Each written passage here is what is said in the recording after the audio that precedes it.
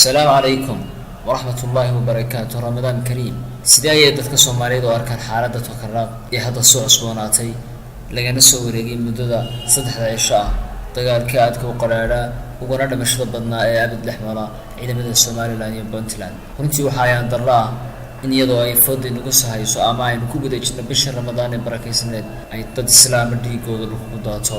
runtii Nabi Xalayhi Salaatu Wasalaam ka digay inuu qof islaam dhiiggiisa lagu daadiyo iyadoo aanay wax habeeraatay aan isku dayay in si jirin. runtii waa wax laga xumaado. waxaanu ka codsan lahayn dhammaan labada dhinac ee istiraya in ay is joojiyaan dagaalkaasi aan waxba habeeraatay aan salka ku haynin waxaan ahayn laba xuduudood.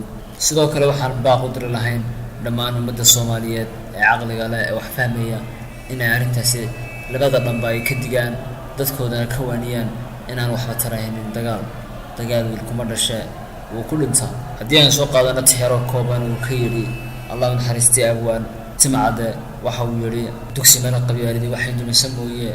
runtii gabaygaasi wuxuu tilmaamayaa inay qabyaaladu aad u xun tahay faa'iidana lahayn. haddaba waxaan ku soo gabagabeynayaa halaga digtoonaada dagaalada qabaa'ilka aynu ka soo gudubnay muddo 3 sano ka hor. Nabi Maxamed naxariis nabadgelyo kalkiisa ahaatee waxa uu sheegay inay tahay qabyaaladu quran ama waxa uu xadiisku yiri da'fa innaha muntin ka tag qabyaaladu waa quran isagoo sheegaya asxaab kamida asxaabta rasuulka alayhi salaatu wasalaam oo qaab qabyaaladeysi ah ugu baaqay ya muhaajiriin ya ansaar. runtii waa wax laga xumaado.